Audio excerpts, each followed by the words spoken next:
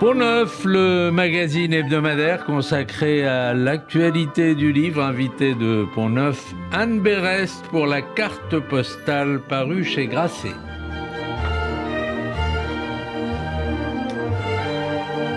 Anne Berest, bonjour. Bonjour. Tout commence en 2003 par une carte postale reçue dans votre boîte aux lettres le 1er janvier parmi les cartes de vœux. D'un côté, l'Opéra Garnier, de l'autre, 4 prénoms, ceux des grands-parents de votre mère, de sa tante et de son oncle.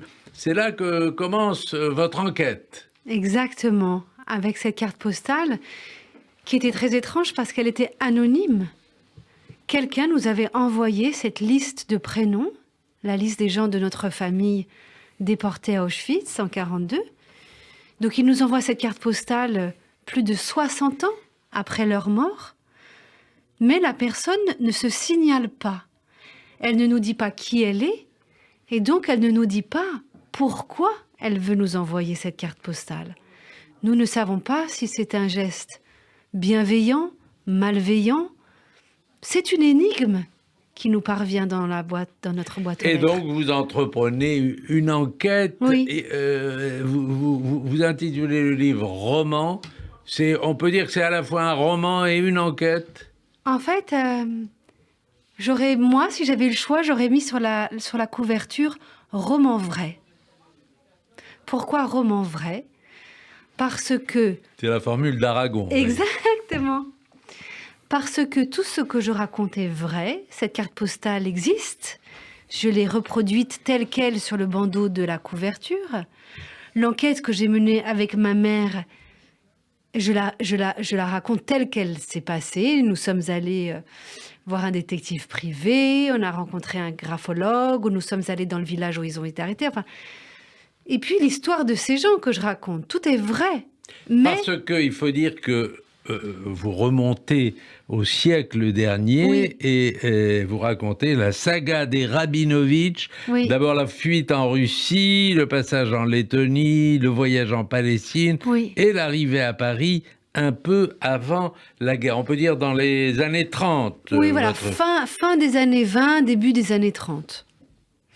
Donc je raconte cette saga. Donc encore une fois, je suis partie de documents d'archives où tout ce que j'avance, tout le récit de leur épopée à travers les pays, tout est vrai. Moi, mon métier de romancière ensuite, et c'est pour ça que j'ai écrit roman, c'est de mettre de la chair, de décrire ces personnages, de leur donner vie, de les faire dialoguer, de leur raconter leurs émotions. Alors c'est à cet endroit-là qu'il y a du roman. Parce que moi, je ne suis pas eux. C'est mon travail d'écrivain, de les faire parler, de les faire vivre. Mais, encore une fois, je me base sur uniquement des faits vrais, parce que je crois que lorsqu'on parle en particulier de la Seconde Guerre mondiale, il faut être très précis. On a un devoir d'historien. C'est pour ça que c'était très important pour moi d'être dans l'exactitude de l'histoire. Dans l'exactitude, et il y a des choses qu'on découvre quand même. Les auteurs juifs qui étaient dans les années 30, dont les ouvrages étaient retirés des librairies. Alors il y a évidemment Colette, Aristide Bruand, André Malraux, Louis Aragon, et même Jean de La Fontaine. Ah, je vous avoue que moi je ne savais pas que La Fontaine avait été interdit pendant la guerre en France. Parce que donc l'ambassadeur chargé de la culture avait décidé qu'on allait enlever... Otto Abet. Voilà, avait décidé qu'on allait enlever de toutes les librairies, de toutes les bibliothèques, les auteurs juifs, mais aussi certains auteurs français considérés comme sulfureux ou comme révoltants. Et alors, quand j'ai découvert que La Fontaine, qui personnellement est un de mes auteurs préférés, que La Fontaine avait été interdit par le Troisième Reich, j'ai été enchantée de cette information et évidemment, je l'ai mise dans mon livre. Alors on découvre évidemment Noémie et Jacques, la tante et l'oncle de votre mère se retrouvent à Pithiviers où ils verront arriver les victimes de la rafle du Val-d'Ive. Oui, c'est-à-dire qu'à ce moment-là, Noémie a 19 ans, Jacques en a presque 17. Eux sont arrêtés en Normandie et ils sont arrêtés en Normandie 2-3 jours avant la rafle du Val-d'Ive. Et donc il voit arriver les familles, et en particulier les femmes et les enfants qui sont emmenés à Pithiviers. Et là, pour écrire ces quelques pages, évidemment, je me suis énormément documentée. J'ai travaillé à partir des témoignages, des archives. Je dois dire que chacune des phrases que j'ai écrites dans mon livre, que ce soit sur Pithiviers, sur Auschwitz ou sur le retour du Lutetia, toutes viennent de quelque chose que j'ai lu dans les témoignages ou que j'ai vu dans les livres d'histoire, c'est-à-dire que je n'ai pas inventé. Et c'était très important pour moi de... Quasiment sur chaque phrase, j'aurais pu mettre une note et dire « je le tiens de tel témoin, je le tiens de tel livre ». Et vous allez voir aussi dans votre enquête des gens qui vont vous préciser les choses. Oui. Par exemple, vous allez voir un détective qui essaye d'analyser, un graphologue aussi, une graphologue. Et en même temps... c'est ça qui fait l'intérêt du livre aussi. En même temps, c'est une exploration de votre judaïsme. Vous vous demandez ce que c'est que d'être juif. Vous faites un seder avec votre ami Georges et quelqu'un vous dit à table pendant ce seder, nous sommes tous les perles d'un même collier. Oui. Cette phrase, nous sommes tous les perles d'un même collier, j'imagine que c'est Nahman, mon arrière-grand-père, qui me le dit.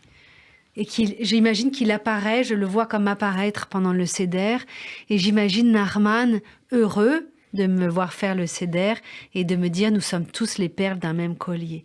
Et j'aime cette phrase parce que, au fond, cette phrase, elle dit la communauté. Et ce livre est une double enquête.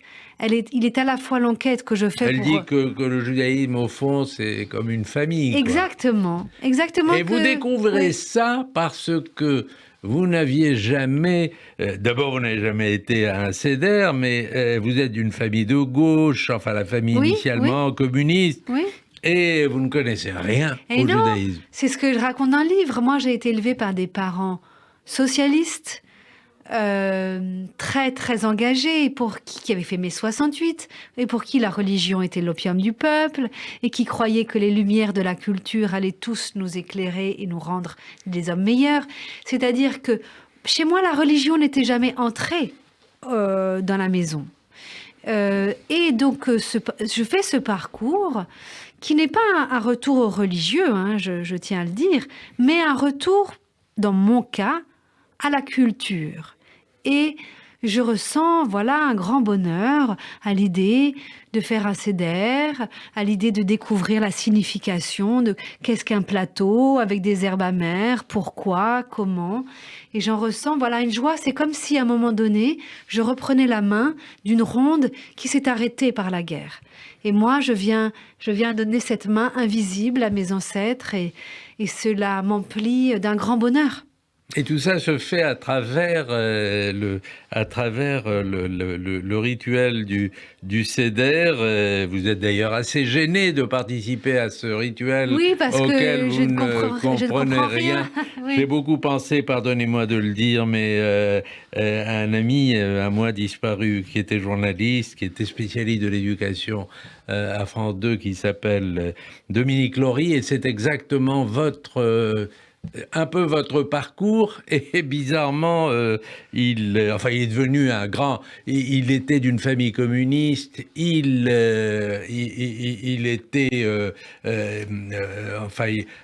sa famille était effectivement communiste, et lui-même a fait ce parcours. Et c'était à travers un seder. Il venait tous les ans, sauf la dernière année, où on lui a envoyé un plat où je lui ai fait porter un plat, mais il redécouvrait son judaïsme à travers le seder, qu'il ne connaissait pas exactement comme vous.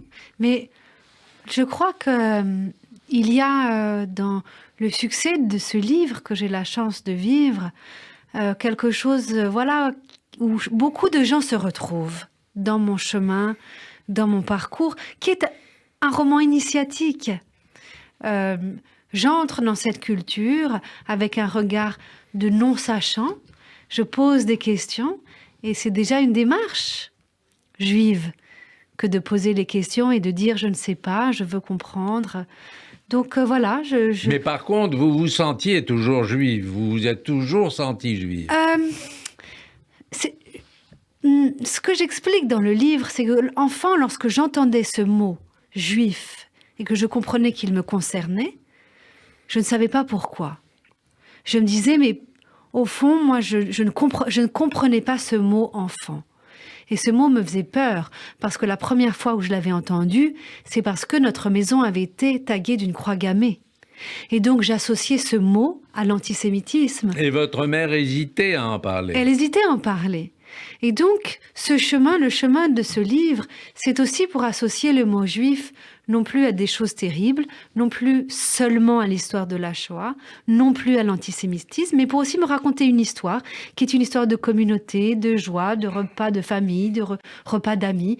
Voilà, ce livre, il est aussi pour venir mettre un peu de lumière dans mon judaïsme. Et puis, il y a une histoire qui est passionnante dans laquelle vous entrez et où se mêlent aussi des histoires d'amour. Dans cette période même, d'abord, il y a des détails dans cette carte postale qui font penser que elle venait sans doute d'un intime de la famille. Vous dites ça à un moment donné. En fait, si vous voulez, ce livre, je l'ai écrit quasiment comme un roman policier, puisque cette carte postale, elle avait plein de détails étranges. Le timbre était à l'envers. Pourquoi? Je découvre pendant mon enquête que mettre un timbre à l'envers pendant la Résistance avait un signe. Pourquoi l'opéra Garnier? Pourquoi est-ce qu'elle envoyait la poste du Louvre? En fait, donc, je suis comme un détective dans un polar. Simplement, c'est un vrai polar. C'est-à-dire que moi, pendant que je le vis, je ne sais pas quelle va être la résolution. Alors qu'un auteur de roman policier construit son intrigue en fonction de sa résolution. Pas moi. Je vis les choses. Je me pose les vraies questions de savoir, alors est-ce que c'est un intime? Est-ce que c'est quelqu'un de la famille? Est-ce que c'est quelqu'un qui ne nous connaît pas? Comment? Pourquoi? Donc je pense aussi que le lecteur, il est embarqué dans le livre parce que vous allez voir la maison où habitait où elle a été cachée, Myriam, les Rabinovitch, où elle a été cachée, et vous essayez de tirer des fils d'un côté et de l'autre. Oui, je vais dans le village où ils ont été arrêtés, où les Rabinovitch ont été arrêtés, qui est un village de l'Eure. Je questionne les voisins, j'essaye de comprendre. Je vais dans le village où ma grand-mère a été cachée pendant la guerre. J'interroge les petits-enfants. C'est une vraie enquête que j'ai menée, en utilisant tout ce que j'avais appris dans la fiction de comment un détective fait pour mener une enquête. Alors évidemment, c'est la loi du genre, on ne va pas révéler l'issue de cette enquête, Non. Les gens vont la découvrir, mais on voit surgir à un moment donné, je vous ai raconté tout à l'heure hors antenne, le jour où j'ai rencontré René Char, et qui était vraiment une rencontre importante dans ma vie, et alors on voit surgir la figure de ce grand résistant et de ce grand poète qu'a été René Char. Expliquez-nous comment vous avez retrouvé la trace de René Char dans votre histoire familiale. Parce que donc René Char, vous le savez, a été pendant la guerre le grand Alexandre. C'était son nom de résistant. Et il avait pris comme QG un village qui était le village de Céreste, puisqu'il avait dû fuir l'île sur la Sorgue, où il était repéré, recherché, et il s'était caché dans ce village.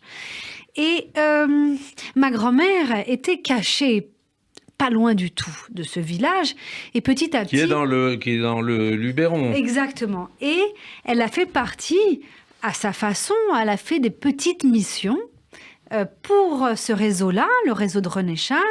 Et comme beaucoup de femmes, une des missions des femmes était d'écouter la radio et de noter les messages et de ensuite aller les cacher. Beaucoup de femmes faisaient ça et Myriam a été amenée à travailler pendant quelques semaines. Et donc, ça m'a permis, avec beaucoup de bonheur, de faire entrer la silhouette de René Char dans le livre, de rappeler qui il a été, pourquoi. Parce que c'est un livre aussi que j'ai écrit pour les générations à venir. Nous connaissons beaucoup de choses. Nous savons pourquoi que René Char n'était pas seulement poète, mais qu'il était un poète résistant. Mais c'est important que les jeunes gens aujourd'hui continuent à apprendre, continuent à découvrir ça. Et donc ce roman, je l'ai vraiment construit avec un souci de transmission. Simone Veil disait, il n'y a pas de devoir de mémoire, mais il y a un devoir de transmission. Et moi, j'ai essayé d'écrire ce livre en me disant qu'il allait être aussi accessible à la jeunesse. Et c'était très important pour moi. Vous n'avez rien inventé véritablement. Enfin, je veux dire, les figures qui peuplent ce livre et qui traversent cette enquête sont des figures réelles. Oui. Ça n'est pas des figures fictives, même si, encore une fois, vous écrivez le mot roman. Oui, c'est-à-dire que tous les gens dont je parle, tout ce qu'ils ont fait, toutes les dates sont vraies. Alors, j'ai fait une chose. Tous les gens qui se sont bien comportés, les gens qui ont aidé ma famille, les Français qui ont été héroïques, valeureux, je donne leur nom. En revanche, j'ai souhaité, à tort ou à raison, que les gendarmes qui sont venus arrêter ma famille, le maire du village qui les a dénoncés, j'ai changé leur nom. Je n'ai pas voulu que ce livre soit un endroit de règlement de compte. J'ai voulu qu'il soit plutôt du côté de la lumière. Vous voulez dire que le maire est toujours en poste aujourd'hui? Non. Le maire d'aujourd'hui est merveilleux. Oui. Il est merveilleux. Oui. D'ailleurs, il nous a contactés, il a fait une cérémonie pour notre famille. Oui. Mais le maire de l'époque... Oui, il y a le nom j'ai mis les lettres. de membres de la famille qui sont Exactement. Mais voilà. le maire de l'époque, de ce village, j'ai reproduit les lettres dans lesquelles il les dénonce, dans lesquelles il trouve que l'administration ne va pas assez vite, qu'il va falloir récupérer les meubles, qu'il va falloir récupérer la clé de la maison, etc. J'ai reproduit telles quelles les lettres, parce qu'il faut savoir que ces choses-là ont existé. En revanche, j'ai souhaité que le nom de ce monsieur ne soit... Je l'ai changé, voilà.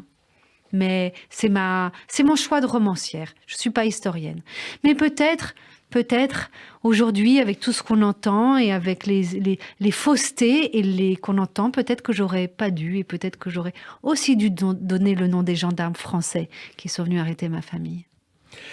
Oui, on voit très bien à quoi vous faites allusion. C'est pas votre premier livre sur votre famille. Oui, c'est pas votre premier livre en général. Ouais. Il y a pardonnez-moi, je ne connaissais pas ces livres. Il y a un livre qui s'appelle Les Patriarches. Il y a un livre qui s'appelle La fille de son père. C'est mon premier roman, oui. Et on voit que c'est mon 6e roman, mais vous avez... C'est à chaque fois des romans familiaux. Oui, et en effet, vous avez raison, ce n'est pas le premier livre sur ma famille, puisque le précédent, que j'ai écrit avec ma petite sœur, Claire Berest, qui est romancière aussi, ce livre qui s'appelle Gabrielle, nous l'avons écrit sur notre arrière-grand-mère, qui apparaît aussi dans le livre, qui a été une grande résistante, et nous avons écrit ce livre sur sa jeunesse, et ça a été une femme merveilleuse. Donc voilà, je creuse le sillon familial et j'essaye à travers la petite histoire de raconter la grande histoire. Et Les Patriarches? Les Patriarches, c'était un roman, alors celui-là, sur une secte, figurez-vous, qui a vraiment existé, qui s'appelait Le Patriarche, qui a existé dans les années 80 en France. Et voilà, ce livre raconte l'histoire de quelqu'un qui est embrigadé dans cette secte. Recherche femme parfaite. Oui, ça c'est une comédie que j'ai écrite, qui est une comédie féministe, figurez-vous, et qui traite de façon la plus drôle possible de sujets plus sérieux que sont la charge mentale ou voilà, la façon dont les femmes, parfois, souvent, sont soumises à des grandes difficultés. Mais c'est une comédie. Alors, puisqu'on a encore 2 minutes, on va vous faire le questionnaire, enfin, en tout cas, une partie du questionnaire Pont-Neuf. Êtes-vous ceci ou êtes-vous cela? Là, d'accord. Êtes-vous Tolstoï ou êtes-vous Dostoïevski? Dostoïevski. Vous pouvez commenter D'accord, d'une d'accord, phrase. ok. D'accord. Oui. Êtes-vous Balzac ou êtes-vous Victor Hugo? Oh là là, c'est pas sympa de poser cette question. Mais résolument Victor Hugo. Pardon pour Balzac, mais Victor Hugo est selon moi le plus grand. Êtes-vous Saül Bellow ou êtes-vous Philippe Roth? Ah, bah, Philippe Roth. Êtes-vous Rachi ou êtes-vous Maïmonide? Oh là là, ça c'est difficile parce que je ne suis pas assez... voilà, je vais avoir plus d'humilité et je vais dire j'ai encore à étudier pour vous répondre. Merci, c'est très honnête de votre part. Je vous souhaite bon courage et bonne chance parce que vous êtes sur beaucoup de prix et notamment les plus grands, hein, sur la short list du prix Goncourt et du prix Renaudot. Donc on croise les doigts pour vous et je vous remercie d'abord et je rappelle le titre de votre livre, La carte postale, Anne Berest, paru aux éditions Grasset. C'était Pont-Neuf, le magazine hebdomadaire consacré à l'actualité du livre sur Radio J. Bonne journée à tous.